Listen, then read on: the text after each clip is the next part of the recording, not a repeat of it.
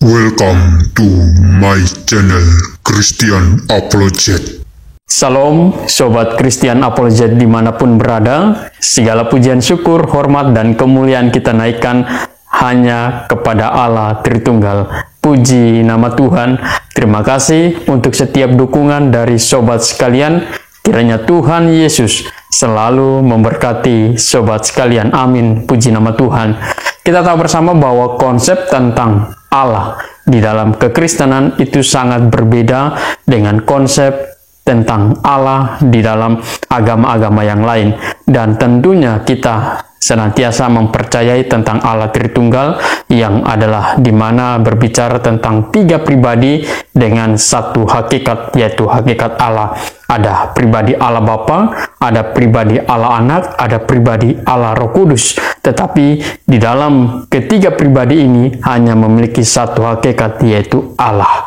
Dan di dalam bagian ini kita juga tahu bersama bahwa konsep tentang kealahan di dalam kekristenan tentu berbicara tentang Yesus itu adalah Allah yang datang ke dalam dunia untuk menjadi penyelamat bagi umat manusia. Dan itu sangat-sangat bertentangan dengan konsep kealahan yang ada di dalam agama-agama yang lain. Karena bagi mereka tak mungkin Allah bisa menjadi manusia dan tak mungkin Allah bisa datang ke dalam dunia yang berdosa ini. Tetapi di dalam kekristenan tentu jauh berbeda. Dan di dalam kekristenan tentu berbicara tentang Allah yang datang ke dalam dunia dan yang menyelamatkan manusia dari segala dosa dan pelanggaran. Karena semua orang berdosa, tidak ada seorang pun yang benar, hanya Allah yang tidak berdosa. Maka dari itu dia harus menjadi manusia untuk datang menyelamatkan manusia dari segala dosa dan pelanggaran. Oleh karena itu mari kita akan bersama-sama melihat diskusi antara polemikus muslim dengan debater Kristen yang dimana mereka membahas tentang konsep kealahan. Ini videonya. Pak Amir, bagaimana bentuk Allah nanti ketika datang di akhir zaman itu? Oke. Boleh berikan datanya, Pak? Kalau Allah datang ke dunia, memangnya Allah datang ke dunia? Kan ada malaikat. Allah mewujudkan datangnya ke sini itu datang ke kemuliaannya Allah. Bahwa Allah tidak bisa dilihat bagaimana Allah tidak berbentuk sebagaimana makhluk. Lam yalid wa lam yulad. Tidak serupa dengan makhluknya. Ini keimanan Islam, siapa yang datang? Dia kemuliaannya terkait dengan apa yang datang hari kiamat itu. Karena nanti saat di hari akhir Allah akan menunjukkan kemuliaannya sebagai Tuhan pencipta alam semesta ini, dan Allah akan menghancurkan bumi dan langit ini semua, yaitu di pada hari kiamat. Oh, berarti semua mereka akan kembali kepada Tuhan.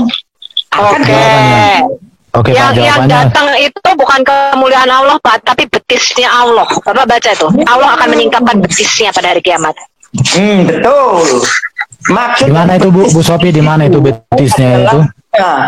Untuk kemuliaannya Allah, bukan kira-kira betisnya sama dengan betis saya nggak ya?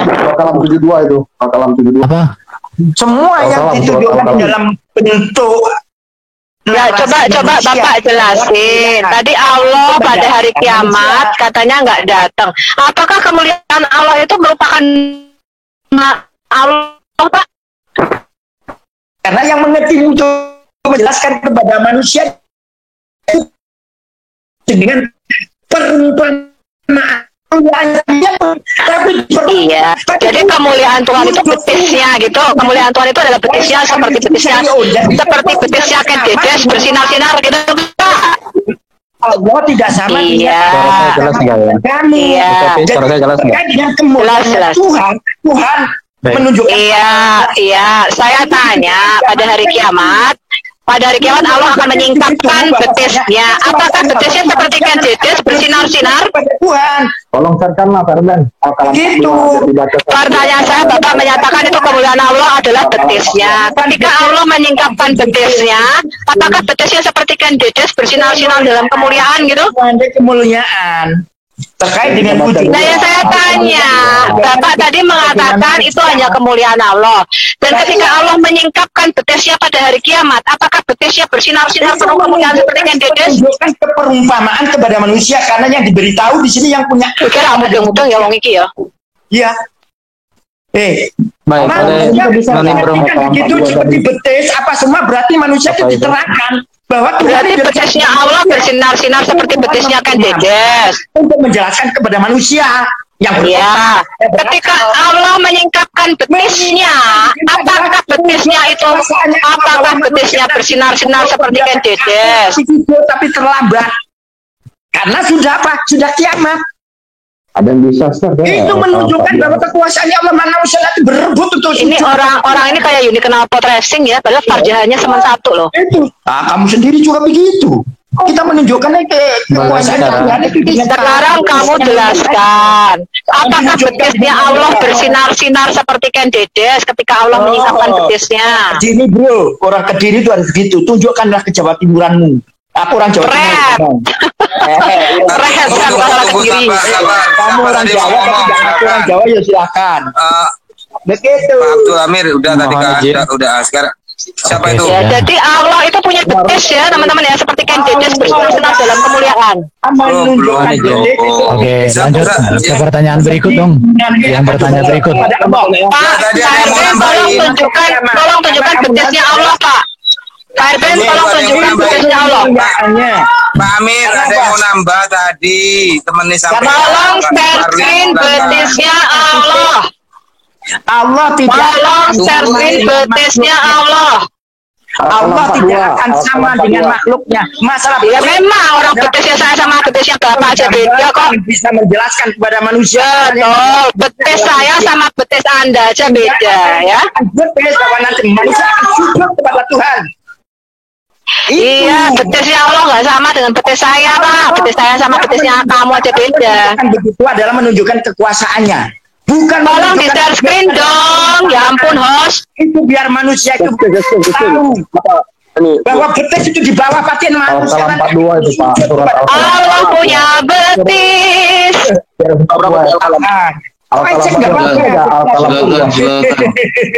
Silakan kau ejek Allah. Pak Sumardi mungkin kita bantu Amin. Ya, kita lihat betisnya Allah dulu yang akan disingkapkan ya. Kita lihat betisnya Allah yang akan disingkapkan. Nanti manusia di dunia itu menurut di sisi Allah kita hidup cuma satu di sisi Allah. Mohon izin. Tapi makanya kita nanti sebentar aja diuji di dunia ini. Amir, ini ada Pak Amir, ini ada kawan Pak Amir, Pak Marlin, kawan Pak Amir, satu iman dengan Pak Amir, Pak Marlin namanya. Ini lihat ya, betisnya Allah disingkapkan. Absaruhum tarhaquhum dilatun wa qad kanu yud'amuna ila sujudin wa hum salimun. Oke? Baik. Surat apa? Oke. Boleh saya menanggapi? Mohon izin Bapak. Ya, silakan Pak Sumarlin. Apakah betisnya Allah sama dengan betisnya Ken Dedes? Bersinar penuh kemuliaan?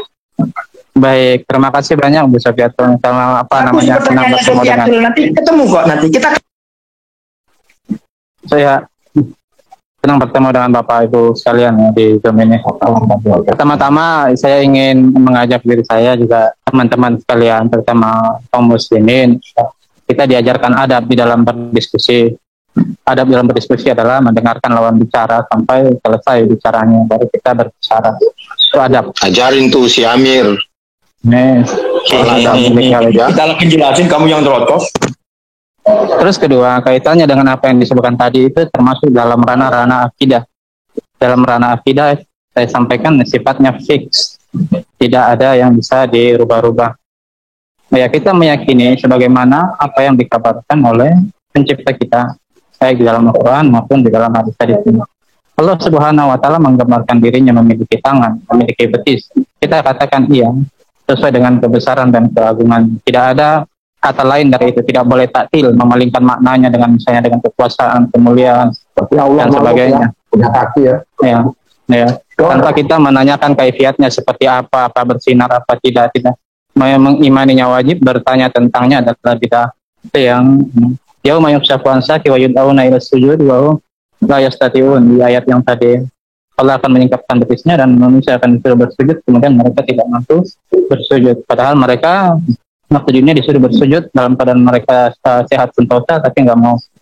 Terus kaitannya dengan yang tadi Al-Baqarah 210, memang Allah akan datang, hidayatan menjelaskan wajah Arab buka wal malak bisa saffan dan akan datang penciptamu dalam malaikat dalam keadaan berbaris yang lurus, bersaf-saf.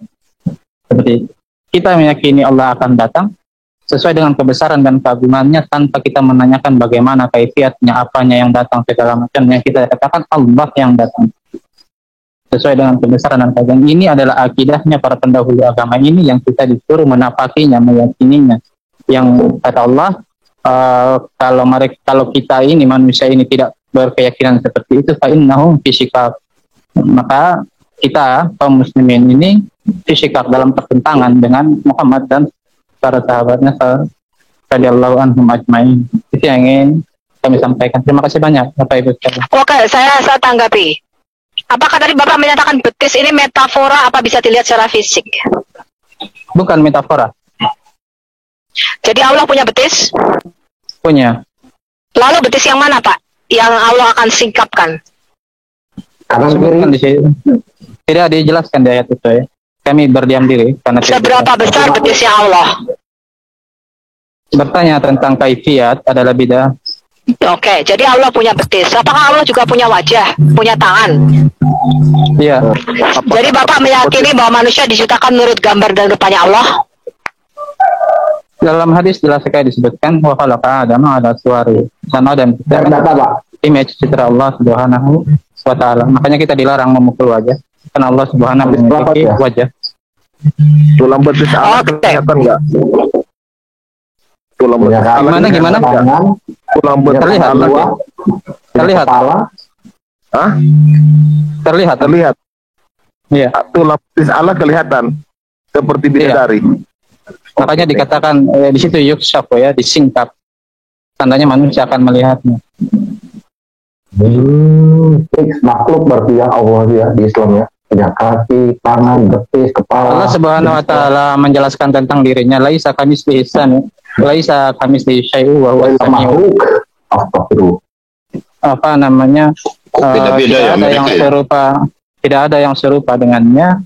Wa huwas samiul basir. Sedangkan dia Maha mendengar, lagi Maha melihat. Tidak kita katakan mendengarnya seperti teknisnya seperti manusia atau yang lain.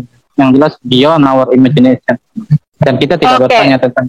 Coba Pak Sumarlin yang lebih cerdas dari semua muslim-muslim sini jelaskan sama kita apa artinya manusia atau Adam diciptakan menurut gambar dan rupanya Allah. Yang kami pahami dari hadis itu ya, yang saya pahami pribadi, saya tidak ingin mengatakan saya mewakili agama Islam dan sebagainya. Saya mewakili diri saya sendiri dalam ini. Hadis itu dikatakan demikian, maka kami katakan demikian. Adapun teknisnya seperti apa dan segala macamnya belum sampai pada kami hadis-hadis yang sahih tentang. Bukan, maksud saya maknanya apa? Saya kan kalau kita kan memang jelas Kejadian 1 ayat 26 sampai 28. Marilah kita menjadikan manusia menurut gambar dan rupa kita atau selem dan demutnya Allah. Jadi kita ini dijadikan menurut peta teladannya Allah, imago Dei, yaitu Yesus Kristus. Jadi Yesus Kristus adalah imago Dei atau gambar Allah. Kita dijadikan menurut dia, menurut sang anak yang sulung dari segala yang diciptakan. Nah itu saya sudah bikin videonya selem dan demut, dan kita tahu apa artinya diciptakan menurut gambarnya Allah. Kalau di dalam Islam apa maknanya Anda diciptakan menurut gambar dan rupanya Allah? Baik, ada beberapa pendapat para ulama tentang ini, tapi itu tinggal pendapat. Yang jelas tidak kami tidak tahu kalau kami yang belum belajar ke arah situ, tetapi sampai sekarang saya belum mendengar, belum menemukan bahwa yang dimaksud itu adalah ini. Yang jelas Adam diciptakan atas gambar Allah, ala suwarihi, di atas gambar Allah Subhanahu wa taala. Apa yang dimaksud itu adalah blueprintnya, itu menurut sebagian, ada apa yang dimaksud memang bahwa secara jisimnya, secara fisik dan segala macamnya, kami tidak tahu akan hal itu, dan tidak ada kami dapati hadis hal itu. Oke, good. Jawaban yang cukup baik, cukup cerdas dan cukup jujur menurut penilaian saya ya, dibandingkan kalian semua tuh yang masuk di sini. Dengerin jawaban Pak Sumarlin itu, ya. Allah malu punya betis. Oke, lanjut. Siapa lagi yang ini bertanya? Saya giliran bisa dah. Tunggu ya. Dari tadi loh. Bu Sufyatul. Pak KT Iya Pak, ya. Boleh nanya nggak sama Pak Sumarlin? Silakan Pak KTFP. Pak KTFP. Silakan bertanya. Iya, Pak, ya. Oke. Di sini ada Ya, Pak Sumarlin. Pak Sumarlin. Sebelum bertanya saya mau sapa Pak Sumarlin. Pak Sumarlin, saya pernah kan bikin surat seperti Al-Quran. Kita kan pernah ngobrol. Benar nggak? Satu surat saya berikan. Itu aja. Selamat siang Pak Sumarlin. Domba kecil ini. Silakan Pak KTF. Oke, silakan Pak KTFP. Silakan bertanya. Salam semua. Pak Sumarlin saya mau nanya. Tadi sama Pak Amir nggak terjawab. Kapan Allah Subhanahu Wa Taala itu menyatakan diri? Suaranya hilang ya. Jelas. Kapan Allah Subhanahu Wa Taala itu menyatakan diri? Halo, Pak RW. Suaranya Pak Sumarlin ada? Ya, halo. Kapan? Ya, Pak Kapan Sumarlin Allah suaranya Subhanahu Wa jelas. Taala itu menyatakan diri, Pak? Halo. Kapan Allah Subhanahu Wa Tolong Taala dicek itu aja, dicek. menyatakan diri? Enggak, tolong supaya Pak Tadi Sumarlin sama Pak dicek. Amir itu Suaranya ada, cuma dia nggak benar. kayaknya. jelas lah. Halo Pak, dengar Pak suaraku? Coba kalau pipis di close dulu mic-nya. Halo, dengar kan suaraku? Siapa yang di kitchen? Siapa itu? Saya lagi di kitchen saya nih. cuci tangan di kitchen. Kapan Allah SWT itu Pak menyatakan diri di bumi? Pak Sumarlin. Orangnya baru masuk, bro. Tadi sinyalnya hilang. Hilang dari sini sinyalnya.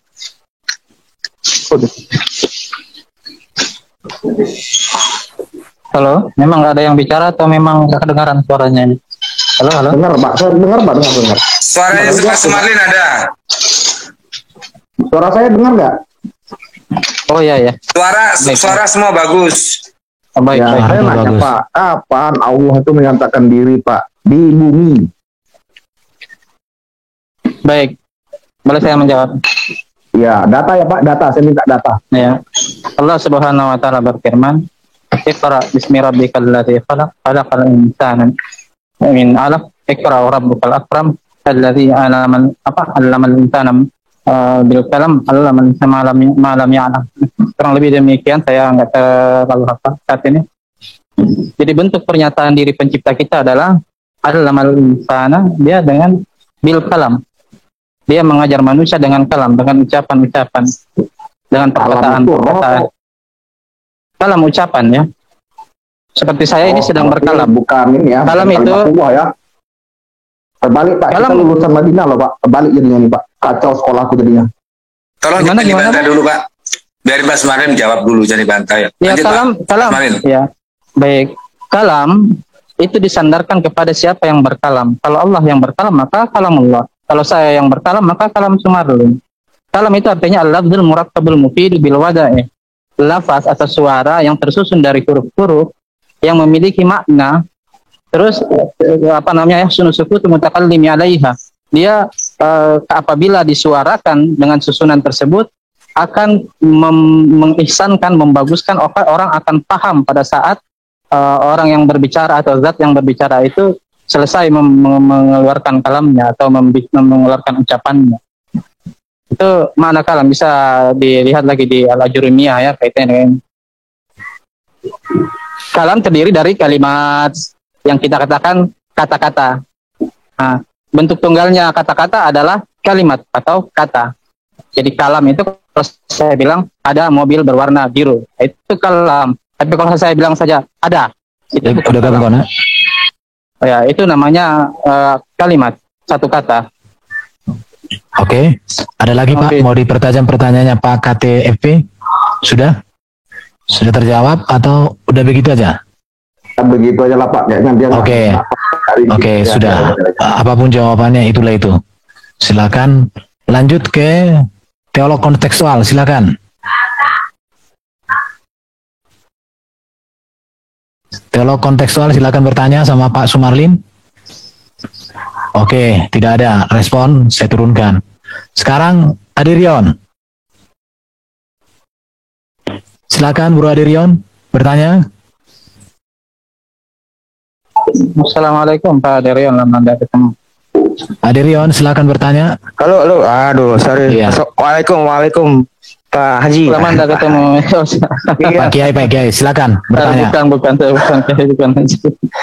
Iya, aku cuma nanya gini, kan menurut di surah Al-Qiyamah ayat 23 itu kan Allah itu kan nanti kan akan terlihat ya. Nah, berarti sebenarnya Allah itu bukan tidak kelihatan dong. Berarti kan belum terlihat ya Pak ya. Berarti artinya kan hakikatnya itu belum terlihat, bukan tidak kelihatan kan. Iya. Nah, pertanyaanku gini. Gimana Pak? Silakan. Pertanyaanku gini. Yang membuat manusia itu tidak bisa melihat itu apa? Baik. Apa yang membuat manusia itu di dunia ini tidak bisa melihatnya itu apa kira-kira? Ya itu aja dulu. Ya, baik. Pencipta kita menyatakan tanda kutip dirinya kepada manusia sesuai dengan apa yang dia kehendaki. Mandalazi yasfa'u indahu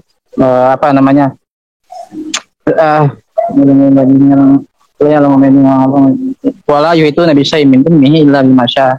Tidak ada sesuatu pun yang bisa meliputi ilmunya kecuali apa yang mengetahui berilmu tentang dirinya atau apa yang dia ilmu kecuali apa-apa yang dikehendaki. Jadi pencipta kita mengungkapkan kepada kita, dia mengungkapkan tanda kutip kepada kita dirinya sesuai dengan apa yang dia kehendaki.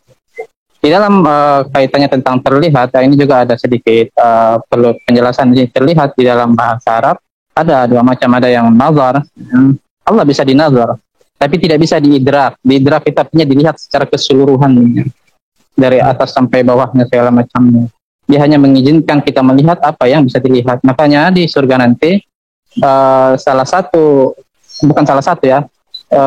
kenikmatan surga terbesar adalah memandang wajah Allah Subhanahu wa Ta'ala. Saat Allah Subhanahu wa Ta'ala membuka tabirnya, kemudian menyingkapkan wajahnya. Saat itu saking indahnya manusia memandangnya sampai lupa tentang kenikmatan surga itu sendiri. Inilah yang hendaknya manusia rindu akan melihat sang penciptanya dan bercakap-cakap ya, bahkan Allah Subhanahu wa Ta'ala akan bercakap-cakap dengan manusia. Layaknya seperti kita ini, kayak gitu Pak. Iya, makanya Allah Subhanahu wa Ta'ala salah satu sifatnya adalah berbicara, yang mutakallim, dan dia mengajarkan kita dengan kalam. Kalam itu dengan berbicara, dengan berbahasa. Berbahasa itu menuntut adanya sesuatu yang bisa kita dengar. Namun teknisnya seperti apa dia berbicara segala macamnya kita tidak tahu. Yang jelas kita mendengar. Tidaklah setiap dari kalian, kata Rasulullah, kecuali Allah Subhanahu wa Ta'ala akan berbicara padanya, baik yang jauh, yang dekat, secara langsung, secara simultan. Nanti di hari penghakiman akhir. Nah, beda. Berarti kita, ini maksudku di sini kesempatan aku ngomong juga ya, maksudku silakan. Di iman kami ya. Nah, kalau kami enggak Pak. Dari dulu, sekarang hingga selamanya, bahkan di akhirat pun Bapa itu tidak bisa terlihat. Itu jelas di 1 Timotius 6 ayat 16. Yang dilihat itu, yang kita lihat itu adalah anaknya. Karena kan jelas di Yohanes 1 ayat 18, tidak seorang pun yang pernah melihat Allah kecuali anak tunggal Bapa yang di dalam pangkuannya, dialah yang menyatakan. Jadi nanti yang kita lihat nanti di surga itu, ya wajah Kristus. Di mana kemuliaan itu terdapat di dalam wajahnya, itu ada di 2 Korintus 4 ayat 6. Bahwa itu disebut kemuliaan Allah yang nampak pada wajah Kristus. Jadi kita pun nanti yang kita lihat bukannya berarti wajah Bapa. Jadi jelas ya, maksudku gini, di dalam kesempatan ini justru aku mau mentegaskan kembali kalau justru Tuhannya yang tidak kelihatan itu ya kami. Yang Yesus itu adalah dialah yang menyatakan itu siapa Bapa yang tak terhampiri itu. Yesus itulah yang kemanusiaannya, itulah yang kita lihat Pak. Itu make sense menurut saya, karena kan Bapa itu kan tidak terhampiri. 1 Timotius 6 ayat 16. Ya, Bapa itu bentuknya apa kita nggak tahu. Terang yang tidak terhampiri, orang yang menyebutnya En Sof Or. Jadi yang kelihatan hanya Yesus. Yesus itu adalah gambar, dia Allah yang zohir. Bapa itu Allah yang batin. Makanya Yesus bilang, Pak. Makanya Yesus bilang, akulah jalan. Disebutnya akulah jalan. Maksudnya itu bukan berarti jalan itu ajarannya, bukan. Benar-benar kita itu harus satu dengan dia. Karena dia itu dibangkitkan juga kan, dia itu dibangkitkan juga. Nah, melalui dialah kita tuh bisa menghampiri Bapa melalui wajah Kristus ini. Nanti kita lihat tuh wajahnya Yesus. Itu loh. Nah, kira-kira segitu aja kayak mungkin dari aku Pak. Yang lain mungkin itu. Oke, silakan mau ditanggapi Pak Sumarlin atau ke pertanyaan berikut.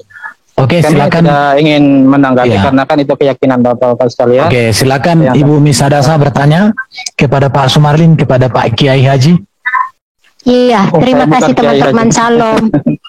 Pak Sumarlin, Ya, salam. selamat sore Iya. Pak Sumarlin. Sore, Ibu.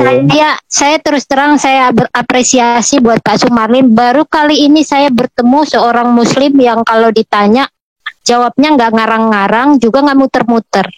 Jadi terima kasih ya. Makanya saya semangat mau bertanya. Pertanyaan saya sebenarnya sederhana Pak Sumarlin. Cuman selama ini karena saya dengar jawabannya ngambang-ngambang, muter-muter, jadi saya nggak dapat jawaban yang jelas begitu. Pertanyaan saya sekitar penciptaan sih Pak Sumarlin. Saya mau tanya, apa sih artinya mencipta menurut pemahaman Muslim? Ya, Allah Subhanahu wa taala mencipta artinya mengadakan sesuatu dari yang tiada menjadi ada. Terus teknisnya seperti apa? Di antaranya adalah dengan berfirman atau mengucapkan. Jadilah kun fayakun. Ya, cuma itu yang kita ketahui. Selain itu enggak ada beberapa tentang hadis tentang penciptaan Adam dan segala macam. Itu teknis di antara teknis-teknis. Ya, gini Pak. Pak, saya tanyanya gini Pak. Apakah menurut Islam itu ini kan tadi Bapak bilang dari tidak ada menjadi ada. Kalau misalnya manusia udah ada lagi lahir yang lain, itu termasuk mencipta enggak? Iya, Allah Subhanahu wa taala terus-menerus mencipta. Oh, berarti menurut Muslim berbeda ya proses penciptaan yang mencipta yang menurut Kamus Bahasa Indonesia dengan Muslim, pemahaman Muslim ya. Saya cuma mau memastikan itu Pak. Karena kalau menurut bahasa Indonesia namanya mencipta itu dari yang tidak ada, benar-benar tidak ada lalu diciptakan. Kalau misalnya sudah pernah ada kayak manusia, ada lagi manusia, itu namanya bukan mencipta. Begitu nggak pemahamannya Muslim Pak? Kalau pemahaman yang kami pelajari, saya nggak tahu Muslim yang lain. Kalau yang kami pahami adalah Allah Subhanahu wa taala kullu yaumin huwa fi sya'n. Di dalam setiap masa dia selalu di dalam kesibukan mengurus makhluknya. Ya, dia mengurus langit dan bumi. Baik yang nampak maupun yang tidak nampak keseluruhan. Mengurus di dalam artian mencipta, mengurus, menetapkan hukum-hukum segala macam. Dan yang dimaksud mencipta yang kami pahami adalah mencipta dari sesuatu yang tidak ada menjadi ada. Misalnya saya sebelumnya tidak ada kemudian dilahirkan. Oke. Karena tidak ada sesuatu yang terjadi di muka bumi ini kecuali satu, dia diilmui oleh Allah. Dua, dia dikehendaki oleh Allah. Tiga, dia diciptakan oleh Allah. Empat, saya lupa yang keempatnya. Oke Pak, saya udah ngerti. Berarti memang berbeda Pak. Kalau yang umum kan namanya mencipta itu sesuatu yang benar-benar belum pernah ada lalu dibuat baru ada gitu, nggak pernah dikenal orang baru ada gitu. Kalau yang saya tahu seperti yang Bapak bilang itu, kalau manusia itu diciptakan kemudian saya baru, misalnya saya nih Pak Misadasa, itu bukan dicipta lagi namanya, tetapi berkembang biak Pak. Itu yang juga menurut Alkitab Pak, bukan dicipta gitu ya. Makanya saya tidak akan bertanya lagi ketika saya sudah mengerti maksud saya. Kenapa orang Islam mengatakan oh Yesus dicipta sama Isa dicipta sama seperti Adam gitu. Sekarang saya mau tanya lagi satu lagi, masih tetap penciptaan Pak. Bapak tadi kan bilang kun fayakun. Apa sih maknanya kun fayakun Pak? Di situ digunakan apa namanya? Fi'il yang sifatnya mudhari ya, maksudnya present dan future. Di situ menunjukkan sesuatu itu terjadi dengan proses-proses, kurang lebih terjadi dia dengan proses-proses. Pencipta kita bisa saja menciptakan langsung dengan plek sepersekian 000 sekian detik, tapi dia tidak melakukan itu karena ada hikmah-hikmah. Ada hal-hal yang dia lakukan itu, ada hal-hal yang dia tidak lakukan sesuai dengan kebesaran dan keagungan dan hikmah yang dia miliki. Terima kasih. Oke, saya mengerti Pak. Jadi saya boleh nggak punya kesimpulan Allah kami, Allah Abraham, Allah Yakub, Allah Israel Allah Ishak itu dia kan mencipta dengan firman. Jadilah maka jadi. Begitu. Benar. Tidak Allah, proses-proses. Allah mencipta dengan firman. Itu yang kami Ini yakini Pak, juga. maksud saya gini, jadilah terang, maka terang itu jadi. Itu. Jadi enggak seperti misalnya Bapak diproses dulu, misalnya dipanaskan dulu, kemudian diolah, Tidak, ya. enggak gitu. Saya dalam pemahaman saya begitu Pak. Hanya dengan firman kata-kata seperti Yesus mengatakan sembuh, maka sembuh. Enggak ada proses-proses macam-macam begitu maksud saya Pak. Itu yang saya pahami. Yang Bapak pahami seperti apa? Saya pengen tahu. Ya baik, seperti saya katakan sebelumnya bahwa ada yang istilahnya sifatnya langsung seperti itu, ada yang dengan proses-proses. Saya katakan dua hal itu tadi. Sesuai dengan hikmah, kebesaran dan keagungannya apa yang dia inginkan. Dia memiliki alasan tertentu, hikmah tertentu tersendiri. Yang ada yang mungkin dia sampaikan kepada kita hikmahnya, ada juga yang tidak. Kurang lebih. Oke, jadi saya boleh berpikir memang beda Pak, ya Pak Sumarlin ya, boleh ya saya berpikir memang beda. Ya memang beda Bu, memang beda, ya. memang beda. Karena ada lagi, ada lagi Bu mau tanya topiknya yang lain, mungkin dikembangkan. Saya sih itu aja sih, karena selama ini yang saya dapetin itu muter-muter. Baru kali ini saya bertemu Pak Sumarlin yang mau terbuka bercerita gitu. Jadi saya dapat kesimpulan memang berbeda Pak. Intinya begitu aja Pak Sumarlin. Allah yang kita kenal tuh beda. Terima kasih. Oke, sekarang lanjut ke teolog kontekstual langsung. Oke, terima kasih. Saya mau share screen ya. Nih. Silakan Pak teolog kontekstual share. Nih. Di dalam surah Maryam ayat 56. Ya, ayat 56 ya. Dan ceritakanlah dalam kurung Muhammad kisah Idris di dalam kitab dalam kurung Al-Quran. Sesungguhnya dia seorang yang sangat mencintai kebenaran dan seorang nabi. Nah, jadi pertanyaan saya gini, Pak Sumarlin atau Pak Amir. Di mana di sini perintah Allah yang disampaikan oleh Baginda, ini kan perintah kan, berarti harus dilaksanakan gitu. Ya, jadi di mana di dalam Quran, kitab ini, kitab suci Pak Sumarlin, Baginda menceritakan kisah tentang Idris. Itu aja pertanyaan saya.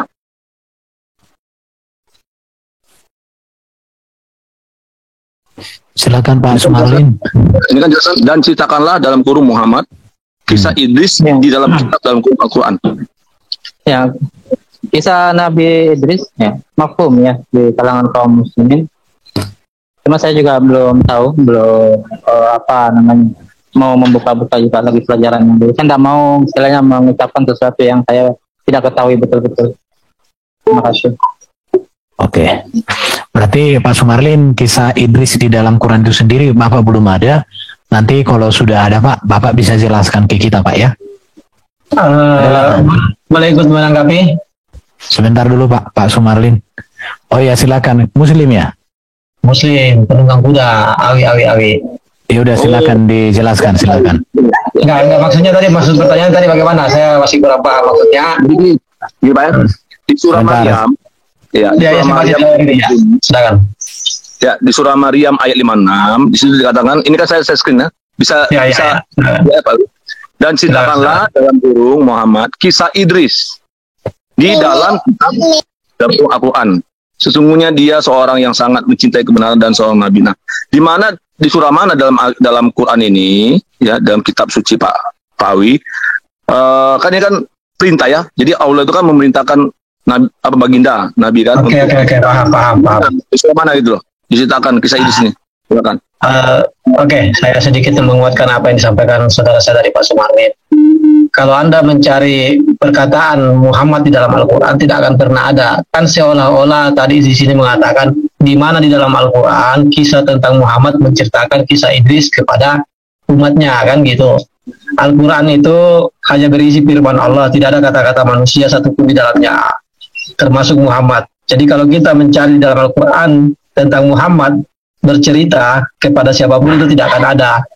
Hal itu hanya ada pada hadis. Jadi kalau dicari dalam Al-Quran, mengatakan di mana dalam Al-Quran Muhammad melaksanakan perintah ini atau Muhammad menceritakan kisah itu kepada orang lain, itu tidak akan pernah ada. Karena Al-Quran hanya berisi firman Allah. Itu jawabannya. Silakan.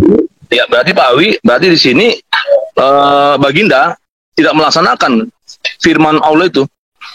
Bukan tidak melaksanakan. Anda kan tadi menanyakan di mana di dalam Al-Quran tertulis Muhammad bercerita tentang Idris. Muhammad melaksanakan firman Allah. Tidak akan menemukan di dalam Al-Quran itu, karena Al-Quran itu hanya berisi firman Allah. Tidak ada sabda Rasulullah di situ. Kalau ingin Anda mencari cerita Muhammad bercerita atau Muhammad bersabda, itu ada pada hadis-hadis. Begitu. Silakan. Pak, coba baca ayatnya dulu Pak, biar kita ngerti sama-sama. Aku bacakan ya, simak bersama ya. Dan ceritakanlah dalam kurung Muhammad kisah Idris di dalam kitab dalam kurung Quran. Sesungguhnya dia seorang yang sangat mencintai kebenaran dan seorang nabi. Pertanyaannya tadi, silakan, aku punya di situ ya, silakan. Oke, pertanyaannya, di mana kisah Idris di dalam Quran untuk diceritakan oleh baginda Nabi itu? Ada nggak kisah Idris di dalam Quran itu kemudian diceritakan di kisah hadis atau dimanapun? Silakan Pak dijawab Pak. Oh, kalau pertanyaannya mengenai kisah Nabi Idris, insya Allah ada dalam Al-Quran. Ada dalam Al-Quran secara garis besarnya. Meskipun saya belum membaca, tapi saya yakin ada itu. Jika tertulis seperti kalau kisah Nabi Idris ya, kalau kisah Nabi Idris, insya Allah itu pasti ada dalam Al-Quran. Kalau cuma itu pertanyaannya. Itu pertanyaannya. Oke, saya bantu Pak ya. Kalau memang pasti ada, boleh Bapak cari sebentar. Nanti sudah dapat ditunjukkan Pak. Ya, Nanti pertanyaannya coba itu poinnya. Tunggu saya tanyakan dulu. Apakah poin pertanyaannya itu? Ya, itulah dulu poinnya pertama. Kalau poin pertanyaannya itu tinggal browsing di Google aja kisah Nabi Idris dalam Al-Quran, itu gampang pertanyaan gitu. Iya, kalau kayak gitu Pak, nggak usah Bapak menjawab, kami juga bisa. Kalau begitu kan tadi poin pertanyaannya kan bukan itu saya rasa. Coba diulangi dulu yang bertanya. Iya, pertanyaannya itu ya di Quran ya, di kitab sucinya Pak Awi ini, di mana kan ini kan perintah lah, dan ceritakanlah. Ya, maksudnya kan di sini kan kita titik poinkan dulu di situ bahwa itu adalah kalimat perintah menurutnya. Oke. Kita teruskan dulu. Saya pikir Pak Bagus sudah jelas pertanyaannya, tapi nanti jawabannya dicarilah di ayat mana Quran ada kisah Idrisnya. Kalau kita disuruh cari ke Google, nggak usah ikut dialog kalau kita yang cari. Tidak, persoalannya poin pertanyaannya bukan itu Pak RB. Coba diulangi dulu. Oke. Pak teologi kontekstual mungkin dengan pertanyaan berikut Pak. Pertanyaan berikut. Oke, ini berarti ini ya. Belum, nanti dicari di Google dulu. Nah, tunggu Bang Bagus. Memang poin pertanyaannya itu kisah Nabi Idris yang ingin diketahui atau Muhammad menceritakan? Poinnya gini, kan di situ kan dan ceritakanlah. Ya jelas kan? Dan ceritakanlah dalam kurung Muhammad. Jadi ini saya tidak menafsirkan loh. Saya dan ceritakanlah. Artinya kan berarti kan Allah kan memerintahkan kepada baginda, ceritakanlah dalam kurung Muhammad kisah Idris di dalam kitab. Artinya bukan dalam kurung Al-Quran, artinya tidak di luar Quran loh, dalam kitab dalam kurung Al-Quran. Sesungguhnya dia seorang mencintai kebenaran dan seorang nabi. Jadi bagaimana kita bisa tahu ya kan tentang Nabi Idris ini dalam kitab suci Quran gitu loh. Nah, sedangkan tadi Pak Abi bilang kan belum tidak ada gitu kan gitu. Bagaimana? Padahal ini kan perintah gitu. Nah gitu aja Pak Wi. Oke, maksudnya kisahnya Nabi Idris yang ingin dikatakan di dalam Al-Quran atau kisah tentang Nabi Muhammad menceritakan tentang Nabi Idris? Itu dulu poinnya. Poinnya adalah di sini jelas ya kan diperintahkan kan dan ceritakanlah. Jadi baginda kan disuruh menceritakan kisah Idris di dalam kitab Al-Quran gitu loh. Nah, maksudnya itu di surat mana perintah Allah itu dilaksanakan oleh baginda gitu. Oh, di surah mana perintah Allah itu dilaksanakan? Seperti jawaban saya tadi, tidak akan ada didapatkan di dalam Al-Quran. Kalau itu pertanyaannya Pak, tidak akan ada kita dapatkan di dalam Al-Quran di mana Muhammad menceritakan tentang kisah Nabi Idris dalam Al-Quran. Itu tidak akan ada. Pak Bagus. Oke Pak Bagus, saya pikir sudah terjawab. Jawabannya sama dengan Pak Sumarlin. Nanti diperdalam lagi kalau sudah dapat di Google. Silakan Pak Bagus, masih ada pertanyaan berikut.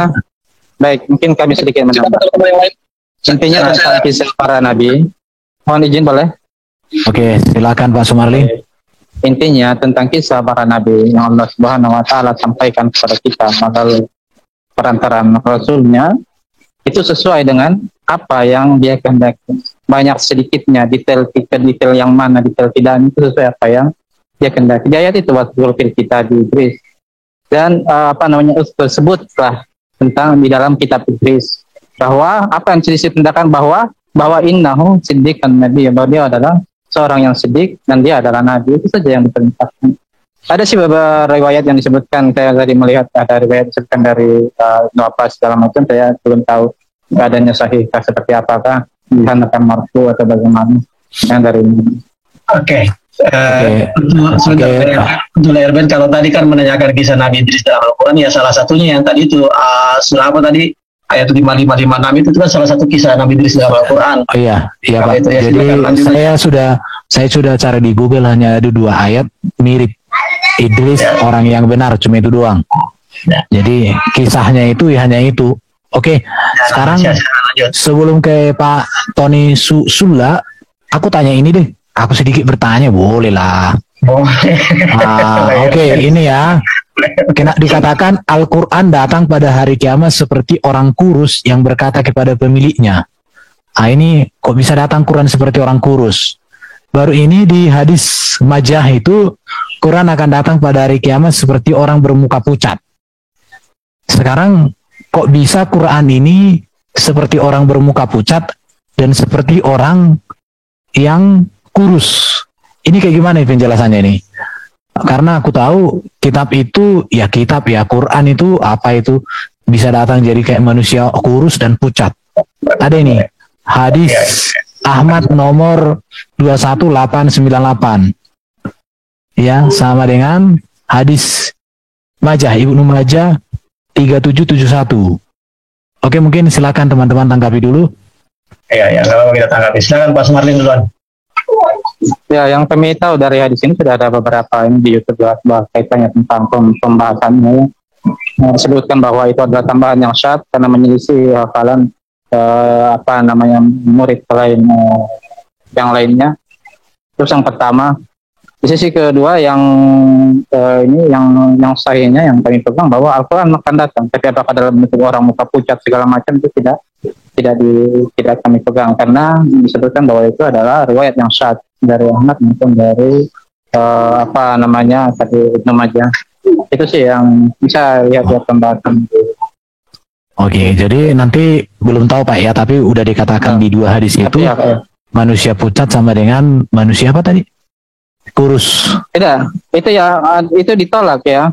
Kami menolaknya karena dia syad, bertentangan dengan para penghafal yang lebih kuat dari para perawi. Kriterianya Pak Sumarli mengatakan ini palsu itu apa sih Pak? Atau tidak ditolak itu apa sih? Orang-orang yang berkecimpung di dalam hadis itu nanti bisa merujuk kepada hadis ini lebih didalami bahwa sejak kapan itu Pak? Yang tertulis tidak semua yang tertulis baik di kitab sunannya Imam Ahmad, Ibnu Majah, Ad-Daraqutni dan lainnya itu sahih. Tidak semuanya sahih. Makanya Syekh Albani sudah, misalnya Abu Daud juga Syekh Albani sudah memisah ya, misalnya Sahih Sunan Abu Daud, Dhaif Sunan Abu Daud. Ya semua.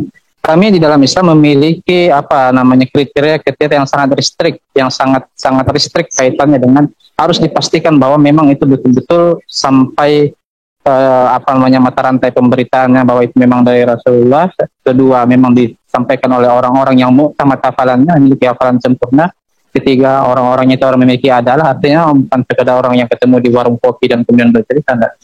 Ya, tentunya ini merupakan satu bagian yang sangat penting bagi kita untuk senantiasa dapat melihat bagaimana kebenaran firman Tuhan jelas berbicara tentang konsep Allah itu datang ke dalam dunia menjadi manusia untuk menyelamatkan kita orang-orang berdosa, dan patut untuk kita sadari bahwa hanya melalui Yesus Kristus satu-satunya Tuhan dan juru selamat dalam kehidupan kita lah yang mampu untuk membebaskan kita dari segala dosa dan pelanggaran. Oleh karena itu, sungguh-sungguhlah percaya kepada Tuhan dan serahkan dirimu untuk senantiasa dipakai menjadi alat kemuliaan nama Tuhan.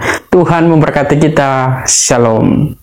Welcome to my channel Christian Apologet.